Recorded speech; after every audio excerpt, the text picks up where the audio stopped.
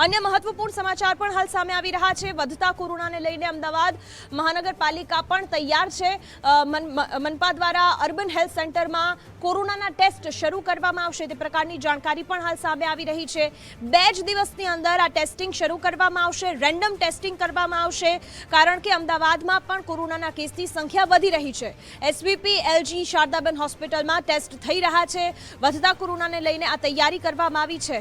રીમા દોશી વધુ જાણકારી સાથે જોડાયા છે। રીમા, કોરોનાના કેસની સંખ્યા વધી રહી છે, અત્યારે જે ટેસ્ટની જાણકારી મળી રહી છે, કયા કયા વિસ્તારમાં અત્યારે જોવા મળશે અને વધી શકે આવનાર સમયમાં પણ? ચોક્કસથી દિવ્યા, ખાસ તો જો વાત કરવામાં આવે તો અત્યારે અમદાવાદ મહાનગરપાલિકા સંચાલિત 3 હોસ્પિટલની અંદર આ પ્રકારના જે ટેસ્ટ છે તે થઈ રહ્યા છે। ખાસ તો જો વાત કરીએ તો અત્યાર સુધી એસવીપી હોસ્પિટલ, શારદાબેન હોસ્પિટલ અને એલજી હોસ્પિટલમાં કોરોનાના ફ્રીમાં ટેસ્ટ છે જે અમદાવાદ મહાનગરપાલિકા કરી આપતું હતું, પરંતુ હવેથી 2 દિવસની અંદર જે પ્રકારે કેસો વધી રહ્યા છે તેને લઈને મનપાએ નિર્ણય લીધો છે કે અમદાવાદ શહેરના તમામ 64 અર્બન હેલ્થ સેન્ટર હોય કે સીએચસી સેન્ટર હોય, તમામ જગ્યાઓ ઉપર જે ટેસ્ટ છે, જે રેપિડ હોય કે પછી આરટીપીસીઆર બંને ટેસ્ટ છે જે કરવાની કામગીરી તમામ અર્બન હેલ્થ સેન્ટર ઉપર શરૂ કરવામાં આવશે। એટલે ખૂબ જ મહત્વની વાત કહી શકાય, જે રીતે અમદાવાદ શહેરમાં 13 જેટલા એક્ટિવ કેસ છે જે નોંધાઈ ચૂક્યા છે। સતત આંકડો વધી રહ્યો છે, 24 કલાકમાં 6 કેસ પણ વધુ નોંધાયા છે। એટલે સૌથી મહત્વની વાત, અમદાવાદ મનપાનો આ નિર્ણય ખાસ ટેસ્ટિંગની પ્રક્રિયા જે છે જે આગામી સમયમાં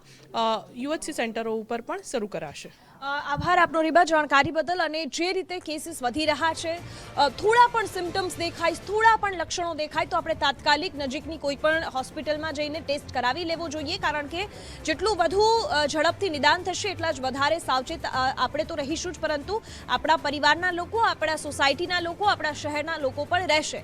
અને એટલા જ માટે કોરોનાના કેસમાં ચિંતા લેવાની કે ડરવાની બિલકુલ જરૂર નથી, પરંતુ થોડા સાવચેત, સાવધાન રહેવાની જરૂર છે।